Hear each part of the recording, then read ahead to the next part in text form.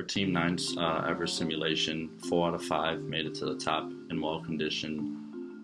The other did not make it to the top due to an absence during class at the day of the simulation. A big key due to making the video was our great amount of team effort.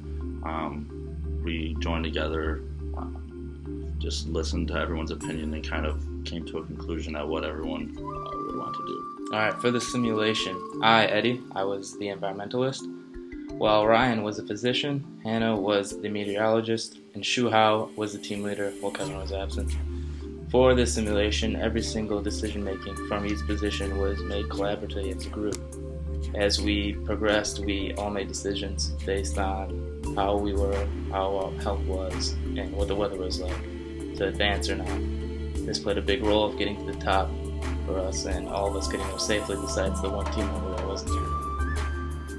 My role was the physician, and what I pretty much did was monitor everyone's health to make sure it was up to standard in our team's process of climbing the mountain. So whether Kevin's health was bad, whether we had to climb the mountain or stay back as a team to make sure his health got better in days to come where we could climb the mountain, that was pretty much where our team really came together and figured if he needed an inhaler or if he needed some other medical attention is what we need to do. So the physician pretty much just monitored, like I said, everyone's health and kind of made sure everyone was okay to keep climbing and keep proceeding.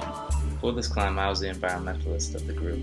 I was actually sick before we started the climb, but thanks to our great physician and a great team, I was able to make the summit. I thought it was really cool seeing trees past 13,500 feet where usually they can't grow. I also thought it was cool walking through the clouds and everything else. I collaborated with a lot of the group decisions, helping make decisions of whether we should move forward or go backwards, and also help monitor some of the people's health as well. Hannah's role was the meteorologist, so her job was to just check the weather ahead of time to make sure that it was okay for us to climb in our process to the summit, and also made sure the weather combined with our health was okay so that none of us would either get more sick, as you would like to say, or would give us the cause of possibly even injuring ourselves or getting sick even more. Shu Hao was the leader of our group. His responsibility was to take part of Kevin's role in the simulation and also be the final decision-making process for all of our decisions. He oversaw a lot of the decisions we made, and he made a good collective decision that we all came together with to move forward. The triumphs we accomplished were reaching the peak and having everyone that participated in our simulation on our team reach the peak and not dying.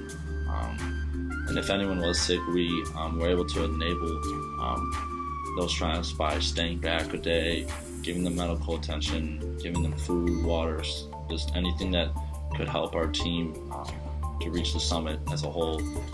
Is what we did. We would do anything that it took. So. For the decision-making processes, we collaborated everything together as a team.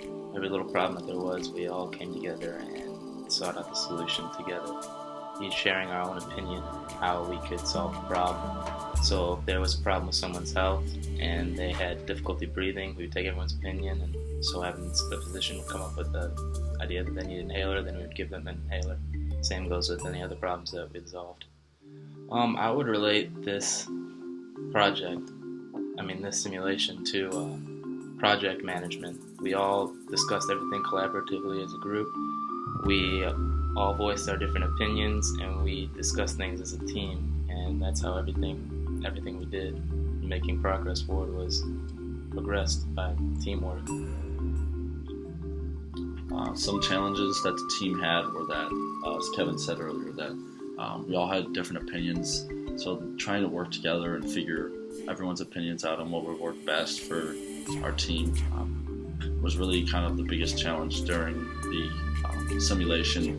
But we learned lessons by figuring out that sometimes my opinion wasn't as good as Shu Hao's opinion, and we came together as a team, figured out the best opinion, figured out what would be the best, even if we took a chunk of everyone's opinion and put it into one decision, would have been the best key in the process to the summit. So that was like a big key fact in working together as a team, was trying to learn that not everyone's opinion was a great opinion, and everyone's opinion could have came together as an awesome opinion. So that's what really came together for us. I think the biggest learning point for our team was patience and collaboration.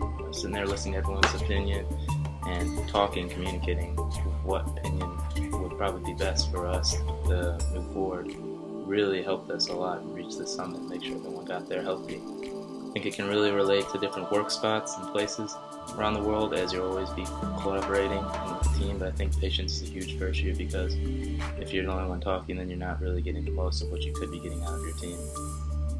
On behalf of me and Team 9, I think this was a great team building simulation. We all collaborated well, and we all meshed very well, and that's proven by how we got to the top all healthy, besides the one group member that was absent.